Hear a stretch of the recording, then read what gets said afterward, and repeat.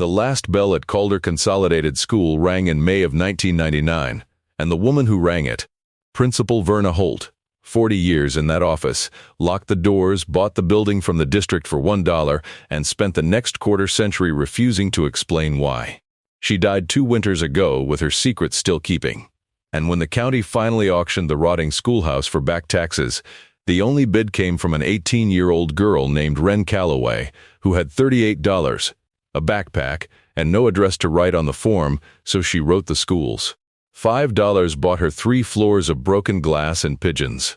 But it was months later, standing in the principal's office with a tape measure and a page of arithmetic that would not come out right, that Wren found what Miss Holt had walled up behind her own bookshelves, and why a schoolteacher on a schoolteacher's pension had guarded an empty building like it was full. Wren Calloway learned to leave quietly before she learned cursive. Her mother had a talent for fresh starts, and no talent at all for what came after them, and Wren's childhood was a string of towns across the High Plains: Ogallala, Sydney, Kimball, names like train stops, each one entered with promises and left before the school year ended, usually at night, usually owing rent. By 14, Wren could pack everything she cared about in 11 minutes.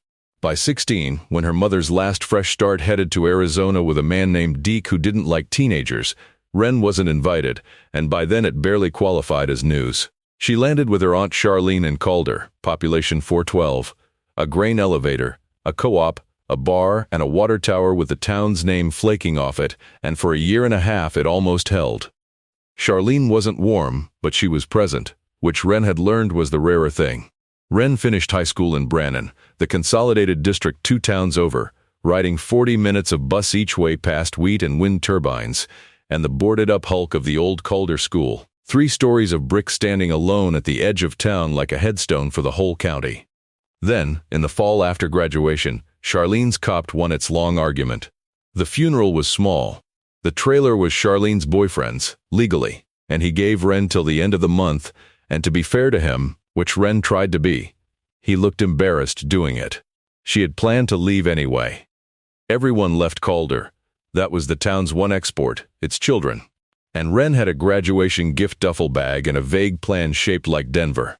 Instead, October found her still there, sleeping in the back of the co-op's dead delivery van with the manager pretending not to know, showering at the truck stop out on Highway 30, and working the co-op counter for wages that evaporated on food and the phone she needed to apply for jobs she never heard back from. The van had a bench seat and a dome light that still worked and frost on the inside of the windows by Halloween. The thing about a small town is that everybody knows, and the thing about the High Plains is that nobody says. Marge Kowalski, who ran the calf counter at the co-op, started making order mistakes. A burger nobody claimed, a to-go box of meatloaf before it turns. Royce Tibbetts, the mail carrier, an ageless leathery man who'd been driving the county's gravel roads since Reagan, took to parking his Lelv next to the dead van on cold mornings and leaving the engine running with the heater on while he sorted his flats, 20 minutes at a stretch, radio low, never once looking over. Kindness out there came sideways, like the weather. The auction notice ran in the county paper the first week of November, between the 4-H results and a combine for sale. Tax sale, parcel 22, former Calder Consolidated School, 1 Schoolhouse Road. AS's. Minimum bid $5. Wren read it on her break with meatloaf she hadn't ordered. "They've been trying to dump that building since Miss Holt passed," Marge said, reading over her shoulder. "Nobody'll touch it. Roof's shot, asbestos study alone costs more than a house, and it's 4 times too much building for a town this size. County'd bulldoze it, but bulldozing costs money too." She topped off Wren's coffee, unasked, which was policy now. "Shame whole county went through that school when it was open. My mother, me, everybody over 40 you ever met in here." "Why'd she buy it?" Wren asked. "The principal. After it closed." Marge was quiet a second too long. "Nobody knows," she said. "That's the honest answer. District closed us down in '99. Consolidation, they said, numbers, they said, and Verna Holt fought it 2 years and lost. And the day it was over, she bought the building off them for $1 and kept it like a church. Mowed the yard herself into her 80s. Ran the lights an hour every evening. Wouldn't sell, wouldn't rent, wouldn't say." Marge looked out the window west, where 3 stories of brick stood against the biggest sky in America. People decided she was sentimental. But I sat in that office more than once as a girl, and I'll tell you what I think. Verna Holt didn't have a sentimental bone in her body. She had reasons. She just graded her own reasons and didn't post the scores. The auction was held at the county seat in Brannan, in a meeting room with folding chairs and a flag. 11 people came. 9 were there for a repossessed pivot irrigator. When the clerk read out Parcel 22, a man in a Carhartt jacket muttered money pit to general agreement. And the room waited for the silence to finish so it could get back to the irrigator. Wren stood up. 18 years old, co-op shirt, truck stop shower, $4 of her bid money in quarters. $5. The clerk peered at her. You understand the property conveys as is, no warranty, no yes ma'am. And you're aware the structure has been vacant for, the clerk checked her sheet. And something in her face shifted as she did the math. Well, since before you were born, looks like. Yes ma'am. The gavel in Brannan was a stapler banged flat-handed on the table. Sold, a man near the back laughed into his coffee. And Wren Calloway signed 11 signatures and walked out into the wind with a deed to a 3-story school. $33 and, for the first time in her entire packed in 11 minutes life, a reason to stay somewhere that no one could revoke. On the form, under address of purchaser, she had written, First Schoolhouse Road, Calder. It wasn't a lie anymore. Royce Tibbets drove her out to the school that same afternoon, officially because her new address was on his route and he took on boarding seriously. Actually, because it was 17 degrees with the wind and he'd seen her start walking. The school stood at the west edge of town where the streets gave up and the wheat took over. Red brick gone rose-colored with age. Calder Consolidated School 1926 carved in limestone over the doors. 3 rows of tall windows, maybe a third of them boarded, the rest fanged with broken glass. The bell cupola on the roof still held its bell. The flagpole out front still stood plumb, its rope long gone, its cleat polished by 70 years of hands. Went here myself, Royce said, idling at the curb, 69 to 81. He looked at the building a while. You know she used to stand right there every single morning. Miss Holt, that top step. Rang a brass handbell at 8 sharp. You could hear it clear to the elevator. And she knew every name. 400 kids in the good years and she knew every name and your mama's name and whether your dog had died. He put the Lelvin Park, which was as close as Royce came to a speech. Go on. I got a package for you anyway. Nobody knows I live here yet. It's a welcome mat, Royce said. From the wife. Go on. The main doors were chained, but the chain was for show. The boiler room door on the north side had been jimmied years ago by kids, and Wren went in the way the town's teenagers had been going in for a generation, through the dark undercroft and up concrete stairs into the long main hall. Inside, the school was a shipwreck of light. The hallway ran the length of the building, lockers down both walls gone rust-lace, floorboards heaved and buckled into frozen waves. Pigeons held the 3rd floor and let it be known. Every sound she made came back to her twice, the way it does in buildings built for the noise of children and left without it. But the strange thing, the thing that stopped her 40 feet in, was the order underneath the ruin. The vandalism was all weather, no spray paint, no smashed trophy case.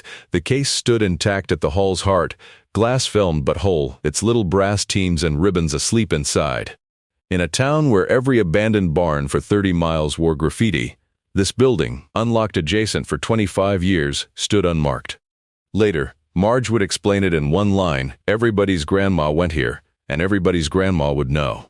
The school had been guarded a quarter-century by nothing but respect, which on the high plains is a security system with teeth.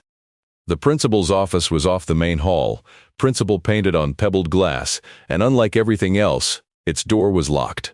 The one working lock in the building. But the county had handed Wren a manila envelope of keys at the auction, tagged in an old woman's careful hand, and the one marked office turned smooth as if oiled last week.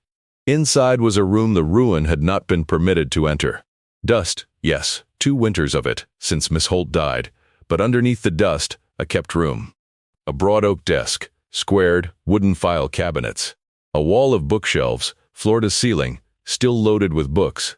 A wood stove, installed sometime after the school's boilers died, its pipe run neat out a sealed transom.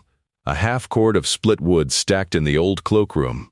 A daybed against the east wall with a folded wool blanket, and Wren stood a long moment looking at that daybed, understanding it, the way she'd understood the dome light in the van. Miss Holt hadn't just kept the school. Some nights, at least, the school had kept her. On the desk sat three things, arranged like a still life. A brass handbell, its wooden handle worn dark and glossy. A mason jar full of gold star stickers, hundreds of them, the old lick and stick kind, banked like coins. And a heavy green ledger stamped attendance, 1998-99, the last register. The final year, 400 names in ruled columns, every present and absent faithfully marked to the last bell in May. And on the wall behind the desk, in a black frame hung a floor plan of the school, the original 1926 architect's drawing, inked and lovely, with a note card tucked into the frame's corner. In the same careful hand as the key tags. It said only, "Check your work, VH." Wren read it and looked at the floor plan, and saw nothing but a floor plan. She was cold, and the light was going, and she had a wood stove and half a cord of split wood and a daybed with a wool blanket, and some puzzles keep till morning. She slept that night in the principal's office of her own school. Warm for the first time since October, under a blanket that smelled faintly of cedar, while the wind came off the wheat and worried the old building's edges, and found nothing loose in that one kept room. And in the morning, frost on the tall windows, she woke at 8 sharp. She'd swear to it later, to no sound at all, to silence shaped exactly like a bell. The lesson plan books were in the bottom file drawer, 40 of them, one per year, spines dated 1961 through 1999, and then, Wren counted twice, continuing, in slimmer notebooks, 2000 through 2 winters ago. 62 years of Verna Holt's working days. Wren opened one from the middle at random, expecting spelling lists. She got the spelling lists. She also got the margins. Miss Holt had run her life in the margins. Beside the week's arithmetic, in her upright hand, ran a second and entirely different set of records. Sept, 1974. D. Kowalski, no code again. Sent him to Lost and Found. Stocked Lost and Found myself Saturday. Pennies in Scottsbluff, 4 coats. Told the clerk they were for grandsons. Lost and Found has never once in 13 years contained a lost item. It contains found children. Feb 1981. Lunch accounts, cleared the Reyes children, the Tibbetts boy, both Zellers. Bursar's note says anonymous donor. The anonymous donor is my January electric bill, which I have decided to owe instead. A child who owes money for food learns exactly one lesson from it, and it is not thrift. May 1988. Told M. Ostrander's father, the district, had a graduation fund for caps and gowns. There is no fund. There is a coffee tin in my cloakroom labeled fund, which makes me only half a liar. Drawer after drawer, margin after margin. Shoes bought in Scottsbluff in careful assorted sizes. Eyeglasses won in contests that had no other entrance. Bus fare, doctor visits, a clarinet. An entire clarinet 1979 for a girl whose name Wren would later find on a music teacher's door in Brannan. Every kindness laundered through some invented program, some fictional fund, some district policy that existed nowhere but one woman's checkbook, because Miss Holt wrote it plainly. October 1983. Charity is a debt the receiver is made to carry. Policy is just the weather. I have spent 22 years making it rain only ever on the right children, and I will answer to God for the paperwork. The notebooks after 1999, after the school closed, changed and didn't change. No more lesson plans. But the margins kept going, the same hand aging across the pages, college application fees paid through a county heritage scholarship no county office had heard of, a car repaired for a young mother billed as a recall, hams at Christmas, heating oil, always heating oil, every January a list of names in gallons. The school had closed. The school's business, it turned out, had never been the school. And threaded through those last notebooks, more and more often in the final years, one theme kept surfacing. They keep asking why I keep the building. Let them wonder. A safe is not sentimental about itself. Then, 2015. Boxed and underlined. The only boxed entry in 62 years. The wall keeps my life's real work. When I'm gone, whoever ends up with this building will end up with it for a reason, even if the reason takes its time. If that's you reading this, you've found my books, so you're in my office, so you've seen my note. I taught 40 years and I will teach one last time.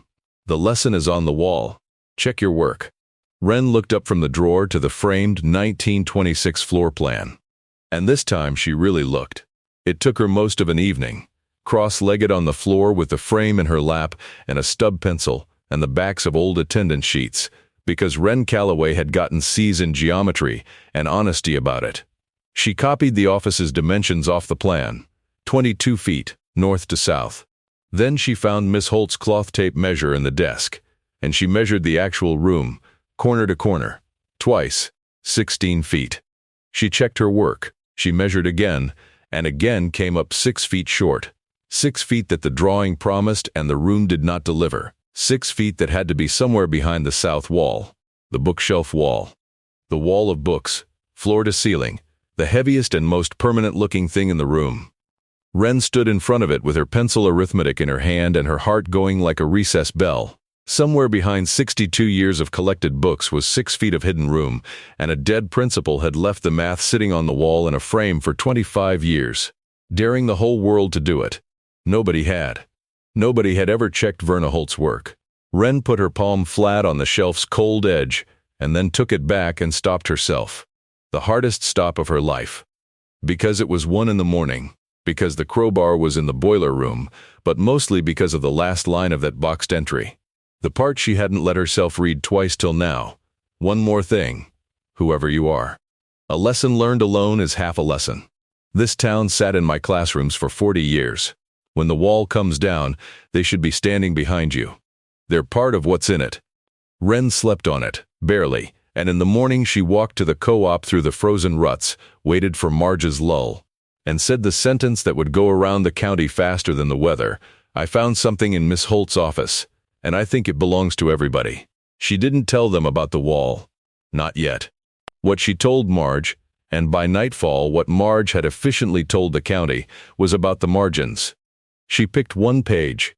She photographed the 1981 lunch account entry on her phone and let Marge read it at the counter, and watched a 60-year-old woman go still, because D. Kowalski, no coat again, was Marge's own brother Danny, dead since 2009, and Marge remembered the coat. Remembered it 40 years. A good 10 pennies coat out of the lost and found that her mother had said proved God kept an eye on Nebraska. It wasn't God, Marge said finally, wiping her eyes with her wrist, professional, not stopping the coffee. It was payroll deduction. I think it was both, kind of, Wren said. And Marge laughed the way you laugh when the alternative is worse, and that was the day the town adopted her, not with a vote, with a casserole schedule. They came out to the school all through that frozen November, in ones and twos, the way people visit a grave, except this grave had a wood stove going and a girl with a broom. Royce brought the mail he didn't have and stayed 2 hours. Old men from the co-op's card table came to look at the boiler, which was dead beyond looking, and left having quietly fixed 4 windows. Women who'd graduated in the 60s walked the main hall touching locker doors, saying numbers out loud, their numbers, still known by heart, and stopped at the trophy case like it was a reliquary, which it was. And every one of them, before leaving, ended up in the office doorway, looking at the desk, the bell, the jar of gold stars. More than one reached out and touched the bell's worn handle, very lightly, the way you'd touch a sleeping thing. She gave me one of those stars in 1971, a rancher named Dio Strander said, nodding at the jar, his hat in his hands. For long division. I was the dumbest kid in that room, and she stood me up in front of everybody like I'd split the atom. He cleared his throat. I can still do long division. The school gave Wren work the way the mill country gives work. None of it easy. All of it obvious. She hauled pigeon-ruined lathe out of the 3rd floor by the barrow load. She learned glazing from a YouTube video and Dia Strander's contradictions of the YouTube video. The co-op kept her on weekend shifts, and Marge's calf bought her eggs money.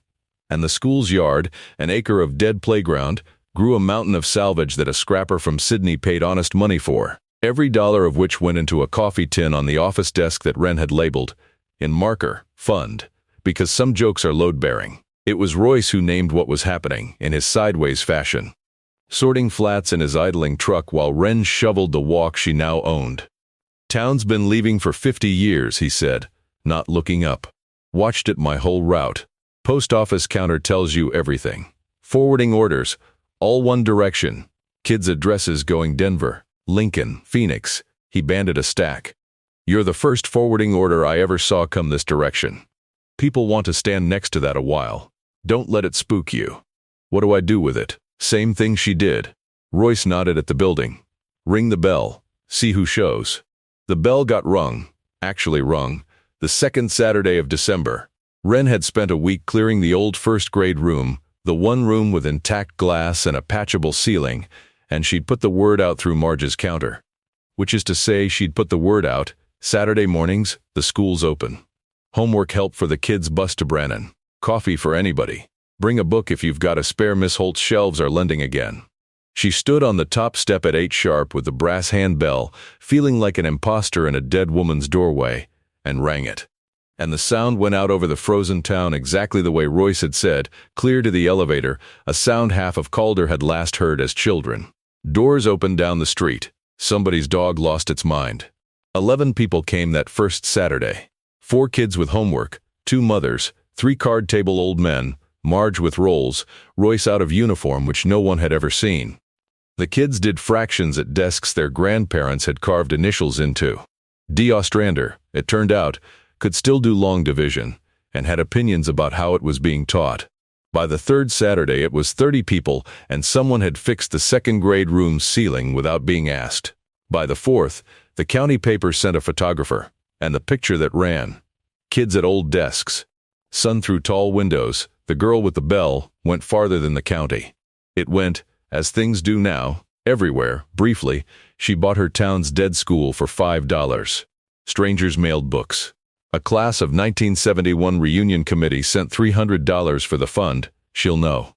And 140 miles east, in an office park in Kearney, a land agent named Kurt Ambrose saw the photograph, recognized the building behind the girl, and pulled a map he'd been quietly assembling for a year. A corridor map, with a wide gray line running northwest to southeast across 4 counties, straight as a ruler.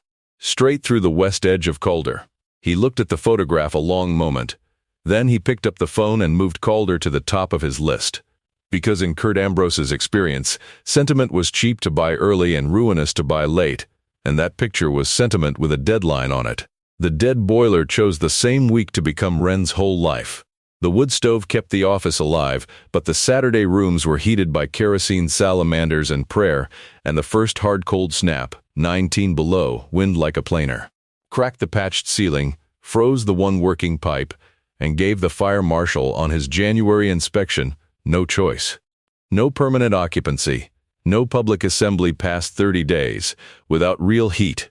A used furnace system for a building that size, installed. $11,000. The coffee tin held 940. Wren sat at Miss Holt's desk that night with the tin and the arithmetic, and the wind worked the building's edges, and 6 feet of hidden room waited behind the bookshelves an arm's length away, and she looked at the boxed entry's last lines again. The town should be standing behind you. And she made the same decision one more time. The decision that was becoming the whole shape of her. Not alone. Not yet. The Saturdays kept their own ledger that winter, and it only ever ran one direction. The books that strangers mailed after the newspaper photo, they kept coming, boxes of them, from Omaha and Minneapolis, and one from a retired librarian in Maine with a letter that made Marge cry at the counter. Needed shelves, so the card table men built shelves. Arguing about dado joints with a happiness they hadn't been offered in years. The shelves needed a room, so the old library on the second floor got its ceiling back, plank by plank, and its tall windows reglazed one Saturday by a crew of 6 under D. Ostrander's supervision, which consisted of contradicting the internet and being right. A retired teacher from Brannan, Miss Holt had hired her in 1988. It emerged through a district recruitment stipend that had never existed. Started a reading hour for the little ones, and did the voices, and the little ones sat on a rag rug somebody's grandmother produced from somewhere the way rag rugs materialize on the plains, out of thin air and 80 years of thrift. Wren learned the building's tells like a language. Which stair swore in cold weather? Which window held the sunset longest? Where the wind got in, and it got in everywhere above the first floor, which is why the whole operation lived downstairs, huddled around the salamander heaters, everyone in coats, nobody complaining, because the plains don't complain about weather, they dress for it. She learned the town's tells too. She learned that help arrived denominated in cover stories. Nothing was ever given. Everything was just sitting in the shed, going to waste otherwise, you'd be doing me a favor hauling it off. And she learned to accept in the same currency, gravely as a favor to the giver. because that was the exchange rate out here and both sides knew it to the penny. And twice a week, like a tide, Royce's truck idled at the curb at end of route, and the mail carrier drank her bad coffee and delivered the county's unofficial news, which was better sorted than the official kind. It was Royce who told her which families had kids on the Brannan bus who came to Saturdays hungry. Royce who mentioned, in passing, sorting flats, that the Zeller place had sold and the new people had a boy about your age when you landed here. And about your situation, keep an eye out. Royce who never once asked what she planned to do about anything, he just laid information where she could reach it, the way you'd leave a thermos on a dock, and drove on. You're her route now, he said once, when she thanked him. Miss Holt worked this county 40 years off what I told her at that curb. You think I didn't know what the margins said before you ever read them? He banded a stack of flats, deadpan. I'm the United States mail kid. I always know. By late January, the coffee tin-marked fund held $2,000 and change, every dollar spoken for twice, and the Saturday count had passed 50. And the fire marshal's deadline sat on the office desk like a stone, and that was the week the gray F-250 with dealer plates came up Schoolhouse Road, slow, the driver reading the building through the windshield the way an appraiser reads a casket. Kurt Ambrose arrived before the furnace money did, on the last Tuesday in January, in a gray F-250 with dealer plates and a folder under his arm. And he was good at his job, which meant the first 20 minutes were about everything except his job. He admired the building. He knew its cornerstone date without checking. He mentioned, warmly and accurately, that his firm had helped preserve community assets in 3 counties, and he drank Wren's bad coffee like it was good. And Wren, 18 years old but raised on the arithmetic of adults who wanted something, sat in Miss Holt's chair with her hands around her own mug and waited him out. Miss Calloway, I'll respect your time. I represent Meridian Grid Partners. We're permitted to build a high-voltage transmission line moving wind power east. It's real. It's funded.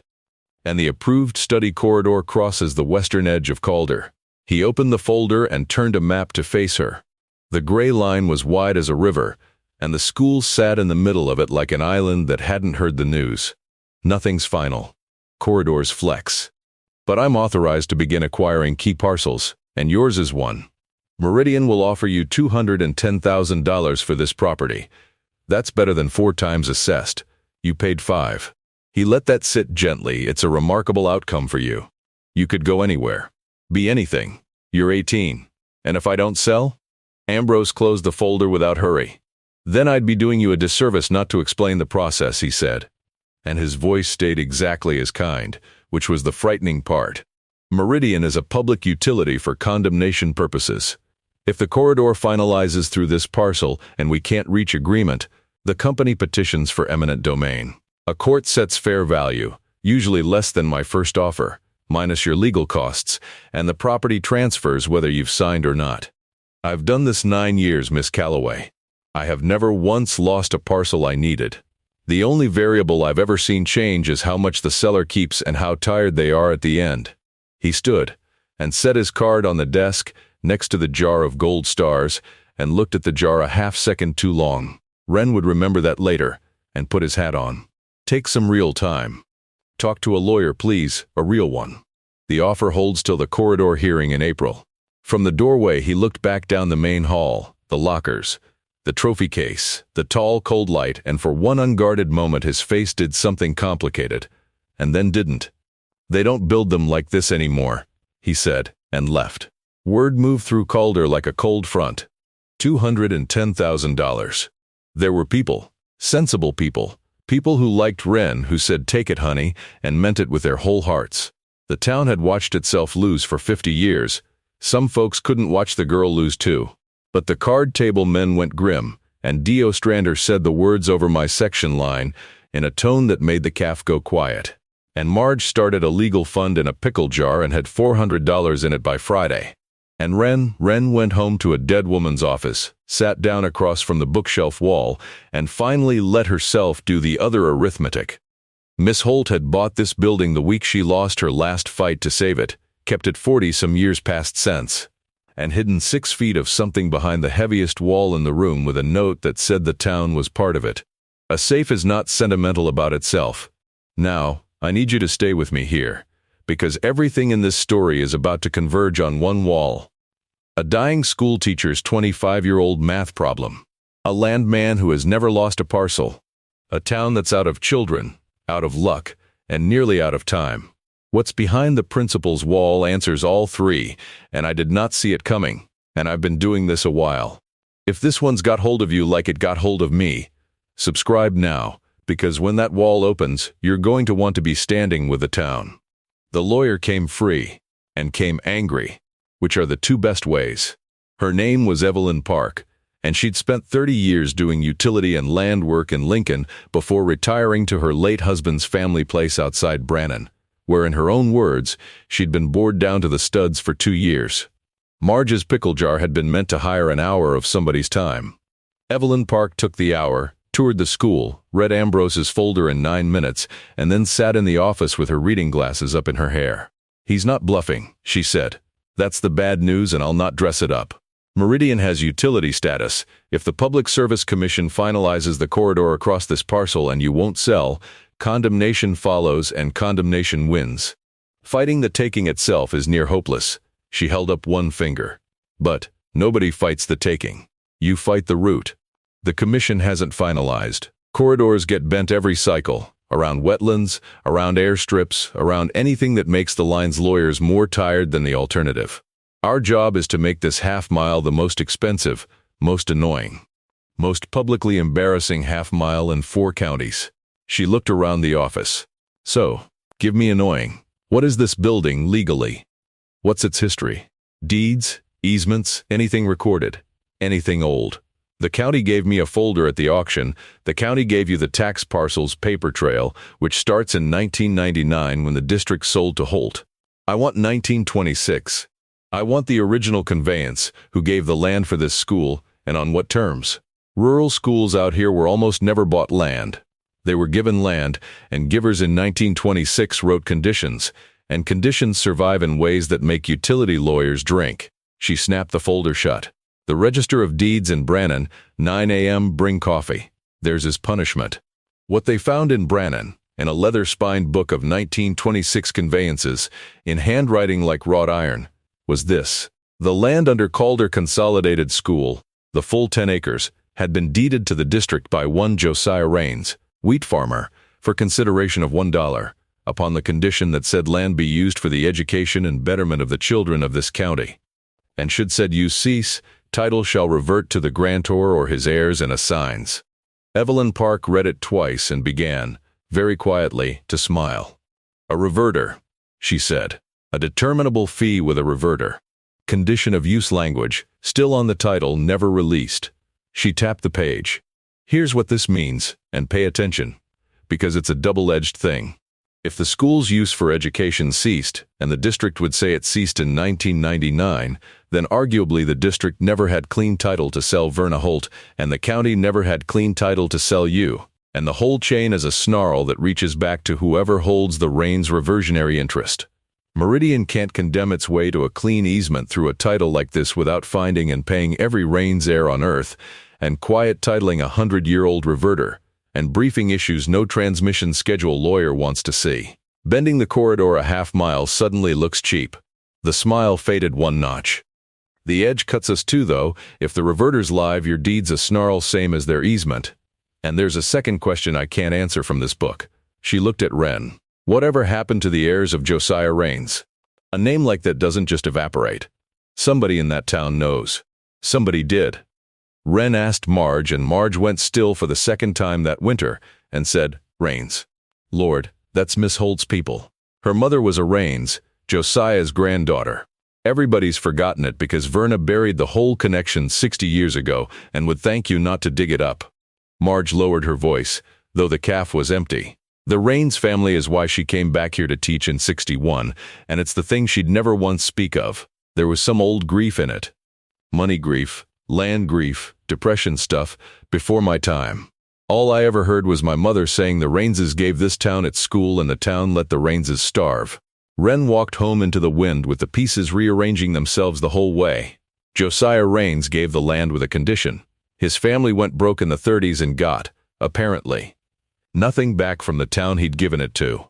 His great-granddaughter came home in 1961, took over the school standing on her family's ground, ran it 40 years, fought its closing, bought its corpse for $1 the week she lost, and if the reverter had triggered in 1999, then in the eyes of that iron handwriting deed, the building Verna Holt bought for $1 might have already been hers.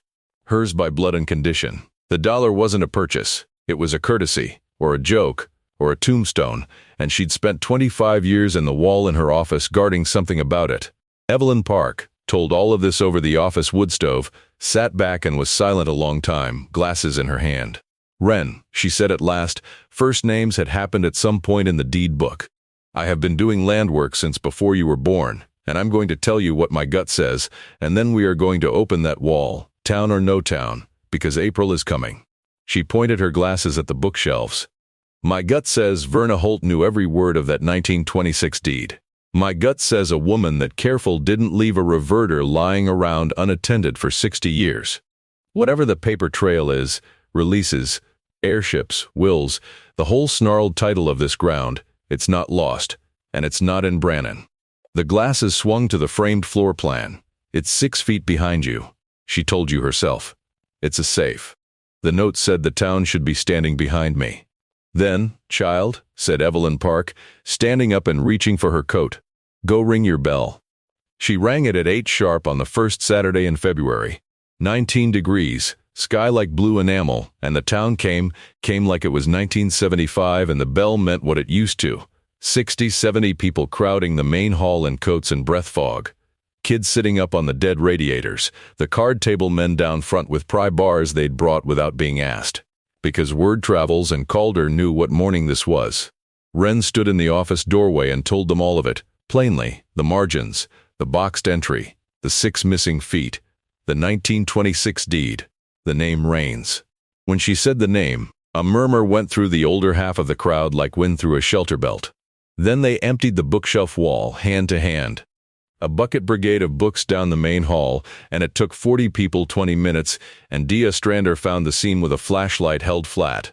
A full bookcase section, hinged, its latch hidden behind a false row of encyclopedia spines, W through Z, which several people present agreed was the most Verna Holt object in the building. The case swung out. Behind it, a door. A real door, paneled oak, and painted on it in Schoolhouse lettering, gold-leafed, small, records. And beneath that, smaller, nobody fails in my school. Some just need more time. The key from the auction envelope marked simply R turned like it had been waiting. The room behind the wall was 6 feet deep and ran the office's width, lined in cedar, dry as a hymnal, shelved floor to ceiling. And it was not a treasure room, not at first sight, because Verna Holt did not think in treasure. It was an archive, ordered like a card catalog, labeled in gold leaf and index cards, and the town filed in by 2s and 3s all that long morning, in something between a museum visit and a wake, while Evelyn Park stood at the little cedar desk in the middle with white cotton gloves she'd brought on a feeling, lifting things into the light. The first shelf answered Brannan's deed book. Title, the label said. Inside, the Rains family's whole paper spine, 1889 homestead patent forward, Josiah's original deed, wills, probate files, airship affidavits gathered decade by decade, and on top, in a folder marked in red done 1994, the master document, a decree, certified, quieting title to the school 10 acres. Every Rains heir's interest formally traced and released. Every hair. The decree noted, save one, Verna Holt Rains, who retained the reversionary interest in full, together with a recorded instrument, 1999, executed the same week the district sold her the building, in which the district acknowledged the reverter, acknowledged its trigger, and conveyed all remaining claim to her, clean, for $1 and mutual release. Evelyn Park read it with her gloved hand flat on her chest. She quiet-titled it herself, she said. 5 years before the school even closed, she saw it coming and spent the 90s gathering her own family's ghosts into order, and when the district shut her school, she didn't buy the building. Evelyn looked up. She took it back. The dollar was for their pride.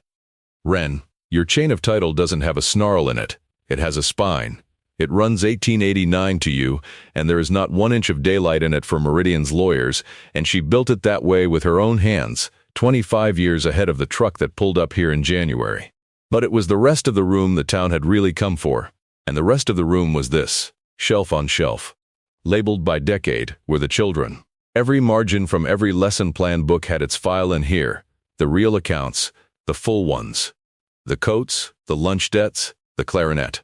Receipts pinned to index cards, each card a name, each name followed across years like a graph of a life. Helped 1971, graduated 1975, wrote from Denver 1982, sent money 1990, declined, redirected to fund. Hundreds of names. The room held, in ordered cedar, proof of 40 years of secret rain and a whole shelf, labeled simply fund of passbooks and CDs and a final statement, dated the autumn before she died, of an account titled the Calder County Children's Heritage Scholarship, $188,000, with a typed sheet of instructions and a named successor trustee. The named successor trustee was the owner of this building, whoever that lawfully is. She'll do. And then, inked in the margin, in the hand, late and shaky, or he, but my money's on a girl. And on the cedar desk in the middle of the room, squared to its edges, lay the last things. A letter, cream envelope, one word, you. And beside it, the town pressing in at the little doorway now, quiet as church, a wooden card catalog box, its brass label frame holding a strip of paper that said, in Schoolhouse letters, undelivered. Wren opened the letter first and read it aloud because the instructions on the envelope's back said read it to them, and Verna Holt was not done being obeyed. So you checked your work. Good girl. By now Evelyn Park or someone like her has told you what the title shelf means, so I'll not waste ink on law. The ground is yours. It was my family's, and the town let my family fall out of memory while standing on our gift, and I will tell you the truth, I never told them. I came back in 1961 angry. I took this job to stand in my grandfather's doorway and make them look at a reins every morning whether they knew it or not. Here is what happened instead, and it took about 1 October. I learned their children's names. You cannot stay angry at a town whose children you know by name. I have tested this for 40 years under rigorous conditions. Anger needs the crowd to stay a crowd.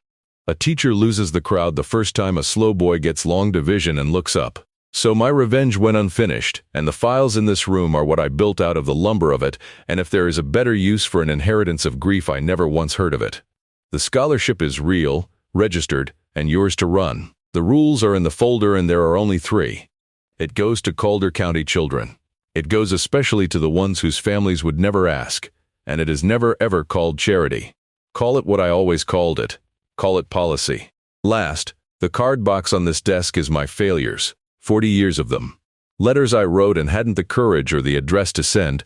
Every child I lost track of, lost patience with, lost. A teacher's real records aren't her successes. Any fool can file those. Deliver what can be delivered. You'll know the ones. The bell is yours. 8 sharp. They'll come. They always came for the bell, it was never me. V. H. P.S. There is $11,000 in the tin-marked boiler, cloakroom, top shelf, because I know that building's lungs better than any fire marshal alive, and I could count winters as well as anyone. Check the tin. Then check your work. Nobody in the main hall of Calder Consolidated School said anything at all for a long moment. Then D. Ostrander, 71 years old, long division, put his hat back on his head to get his hands free, and started to clap, alone for 1 second, and then not alone. And the sound in that tall old hallway, the town said afterward, was the loudest thing heard in Calder since the bell itself. The tin-marked boiler held $11,240. The furnace estimate, from the man in Scottsbluff, had been $11,000. She patted it. Evelyn Park said, wiping her eyes with her wrist, professional, like Marge. God. She graded the future and patted it 2% for error. The card box of undelivered letters sat on Miss Holt's desk, the outer desk, the office desk, for 3 days before Wren could bring herself to go through it, and when she did it the way the room had taught her. White gloves, one at a time, a ledger open for notes. There were 106 letters. Each envelope carried a name and, where Miss Holt had known it, a last address. Most struck through and rewritten 2 and 3 times as her lost children moved through the years. She had tracked them, some of them, for decades, updating envelopes she never sent. The letters spanned 1964 to 2 years ago. Some names were dead now, those Wren set gently in their own stack, for families. Some were findable. Royce. Reading names over her shoulder in an official capacity he invented on the spot, kept saying I carry for her, and him I can find, and a first batch of 11 letters went out into the mail system of the United States that same week, 40 and 50 years late. And what came back over the following months, the phone calls, the visits. One man from Spokane who drove 19 hours and stood in the main hall unable to talk, that would fill an episode of its own. But one envelope stopped Wren cold on the second day, and she sat looking at it for a long time. The name on it was Curtis Ambrose. The address, struck through once, was a rural route in Calder County.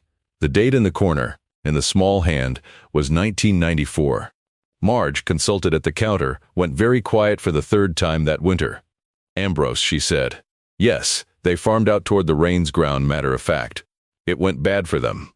Went bad slow and then fast, the way it does. The bank took it in 94 and they left for Kearney owing half the county, and the boy, Marge, stopped. The boy would be about 50 now.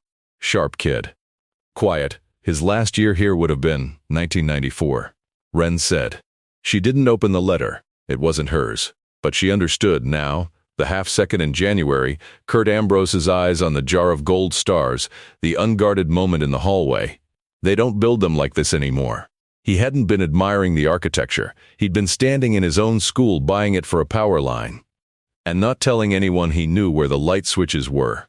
The corridor hearing was the second Tuesday in April at the Public Service Commission's traveling session in the Brannan Fairgrounds Hall, and it drew 300 people, which the commissioners' faces said was 270 more than usual.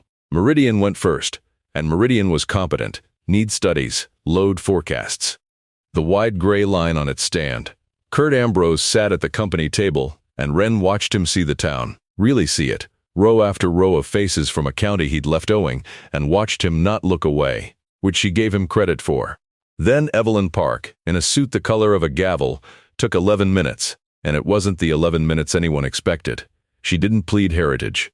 She stacked paper, the 1889 patent, the 1926 gift deed and its reverter, the 1994 quiet title, the 1999 conveyance, the unbroken spine, 1889 to a girl in the second row, the cleanest title in this corridor, commissioners, and the most defended. My file on it goes back 3 generations of one family's care, and then the National Register nomination she'd filed in February. The school's eligibility letter fresh from the State Historic Preservation Office, triggering, she noted pleasantly, federal review under Section 106 for any federally permitted line, with consultation, alternatives analysis, and timelines she'd be delighted to walk the company through, having done it, she mentioned, 41 times. Meridian can spend 3 years and 7 figures litigating its way through a historic property with 100-year-old equitable interests and a county watching, she finished. Or it can bend a half-mile north through open section ground whose owners, she laid a sheet on the stand, have signed easement option letters as of last Thursday. We collected them ourselves, at a bake sale. The hall made a sound. The commissioners made notes. Then came public comment, and Calder stood up one by one at the microphone for an hour. Marge D., the music teacher from Brannan who'd gotten a clarinet in 1979 and played it, right there, briefly, against all procedure. And the commission chair had entirely stopped pretending to hurry anyone when Kurt Ambrose stood up at the company table and said he'd like to be heard. And his own counsel looked at him like he'd caught fire. He came to the public microphone, not the company one. My name is Kurt Ambrose, he said. I'm Meridian's land agent on this corridor. I went to school in that building. The hall went church quiet, kindergarten to junior year.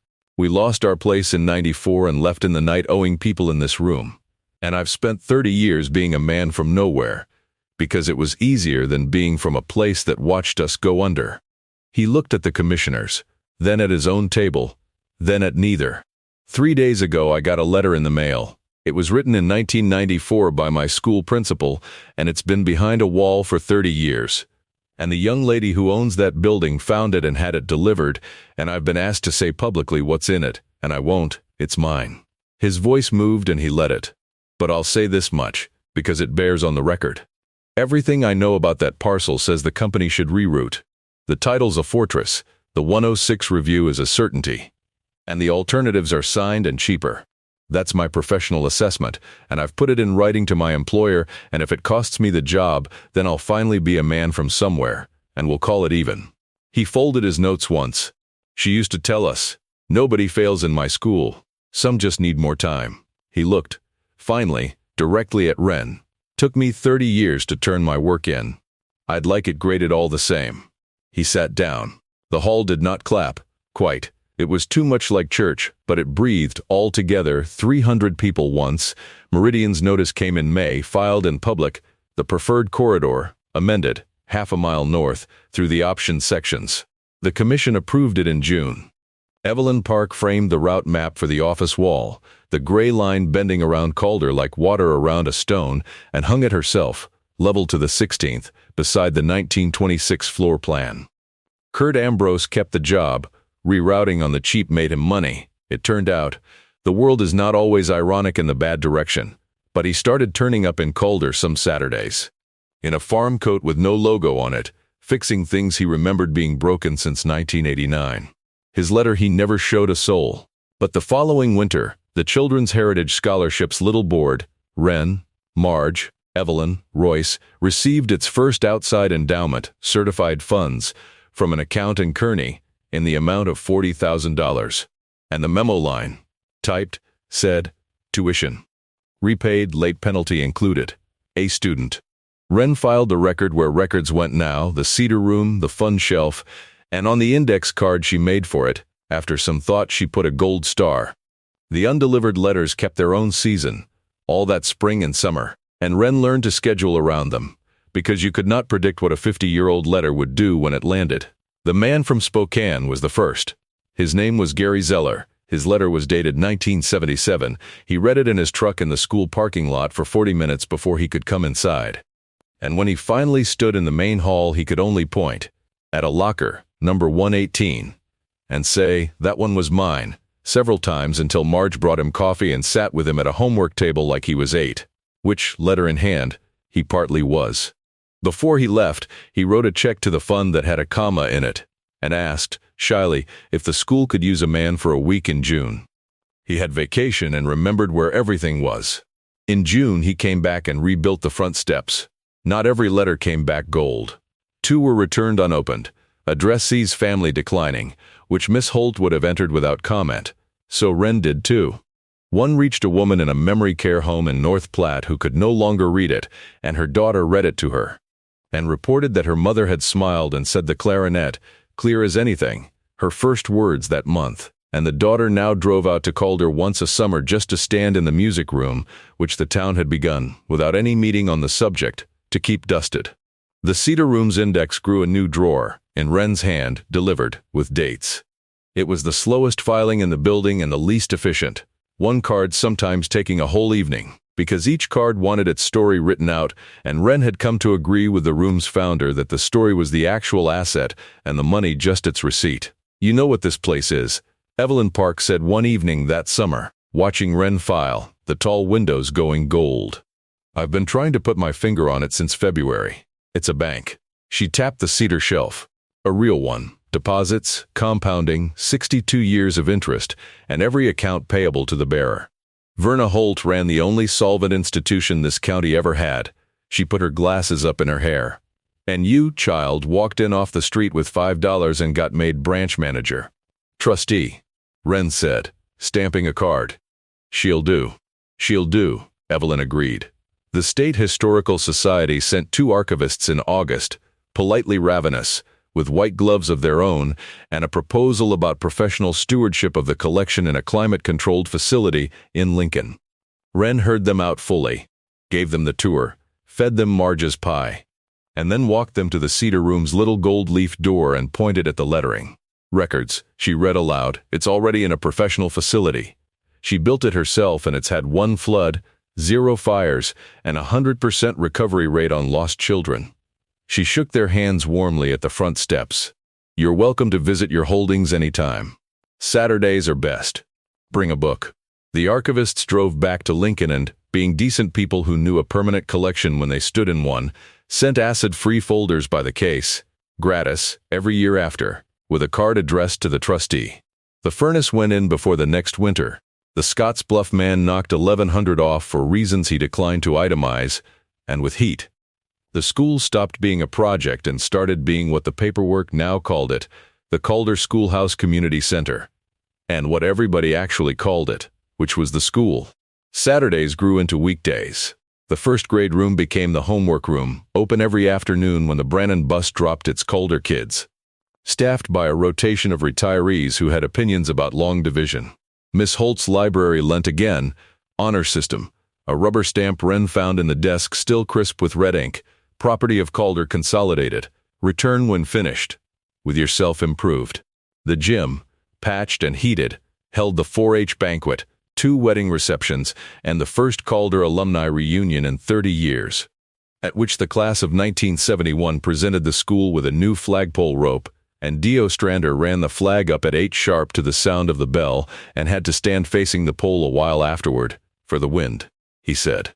The scholarship made its first awards in the spring, 3 of them, to a welding student, a nursing student, and a girl headed to Lincoln for elementary education, which made the little board go quiet when they read her essay. Per the rules, none of the 3 had applied. The fund had found them. Through the town's quiet channels, through Marge's counter and Royce's route, the way rain finds the right fields. Per the rules, it was not charity. It was policy. The stray came in September, the way they come sideways. His name was Silas. He was 17. And he'd been sleeping in the equipment shed at the Brannan Fairgrounds since August, which Wren learned not from him but from Royce, whose root saw everything and whose face, telling her, said the rest. The boy's father was gone the way that has no address, the mother was in Kearney and not well, the fairgrounds shed had a cot in it left over from the fair, and school had started. And he was still riding the bus in, every day, from nowhere, keeping his grades up like a man bailing a boat. Wren knew the whole shape of it before Royce finished. You recognize your own handwriting. She didn't drive to the fairgrounds. That would have made it a rescue, and rescues have to be repaid. Instead, she found Silas at the co-op counter on a Saturday, eating slow to stay in the warm, and sat down 1 stool over with her coffee, and talked to Marge past him about the school's problem, which she invented on the spot. The homework room needed an aide. Weekday afternoons, minimum wage, but it came with the caretaker's room, the old nurse's office. It's got a bed and a lock and its own heat, and honestly I need somebody in the building nights, for the insurance. And it was a real shame, she said, that she couldn't find anybody responsible. Marge, who could read a play in 1 line, said it surely was. Silas ate his eggs and stared straight ahead with the arithmetic going behind his eyes, checking every figure twice, and Wren let him run it, because she remembered exactly how long it takes. I'm responsible, he said finally, to his plate. You'd have to start today, Wren said. There's a bus full of 3rd graders coming Monday and the pencil sharpener's broke. I can fix a pencil sharpener. Then finish your eggs, she said. And that was the whole interview. That night, after she'd shown him the room and the lock and where the towels were, and heard through the old walls the particular silence of a person testing a door that locks from their own side of it, Wren sat at the desk in the office and opened the attendance ledger, the green one, 1998-99, the last register, to the blank pages at the back, where she had started, some months ago, a new section, in her own hand, under a heading copied from a margin, Found Children. Silas M., 17, she wrote, and the date. Aide, homework room, nurse's office, own key. Pencil sharpener already fixed. Then, in the margin, because the book was hers now and the margins were where the real records went, Miss Holt rang the bell. They came. You were right, it was never you. It was never me either. It's the bell. W.C. 6 months later, on a green morning in May, the school holds field day, the first since 1999.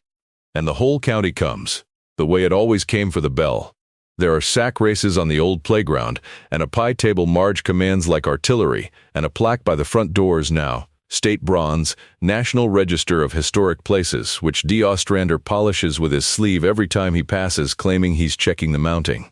In the main hall, the trophy case has new company, a glass-top display Evelyn Park had built, where the 1926 deed and the 1889 patent lie open under soft light, the iron handwriting facing up, Josiah Raines legible to anyone who stops, and people stop. The name is back in the town's mouth. It took 100 years and a girl with a tape measure, but the town remembers now who gave it the school. and says so out loud to its children, which was maybe the whole assignment all along. The cedar room stands open on field day, one visitor at a time, Royce keeping the door with his mail carrier gravity. People go in to find their names, or their mother's names, and they come out quiet and improved, per the stamp. Silas runs the three-legged race registration with a clipboard and the terrifying competence of a boy who has decided a place is his to take care of. He is passing his classes. He has opinions about pencil sharpeners, and the pencil sharpener works. In the fall, there is a welding program in Scottsbluff with his name moving toward it through the town's quiet channels, though he doesn't know it yet, because policy takes its time. And at 8 sharp, Wren Calloway stands on the top step where the principal stood for 40 years and rings the brass handbell with the worn dark handle, and the sound goes out clear to the elevator, over the co-op and the water tower and the section roads, and doors open all down the street. On the desk in the office, the jar of gold stars sits half empty now, which is to say half spent. She gives them out the way they were always given, for long division, for showing up, for staying, and the attendance ledger lies open to the back pages, the new section filling, line by line, in a hand that gets more upright every year. The framed floor plan hangs where it always hung, its note card still tucked in the corner. Check your work. Wren checks it every day now, the real arithmetic, the kind Miss Holt kept in the margins, who's cold, who's hungry, who's eating slow to stay in the warm. The building hums with children. The wind comes off the wheat and finds nothing loose. Some inheritances are money, and some are ground, and the paperwork for both is in the cedar room. But the thing Verna Holt actually left behind her wall wasn't either one. It was a working answer to the oldest question on the high plains: what do you do with what's been done to you? Written out longhand across 62 years of margins, checked twice, and left where only the right kind of person would find it. You take the grief you were handed, and you grade it, and you give it back as gold stars. Nobody fails. Some just need more time.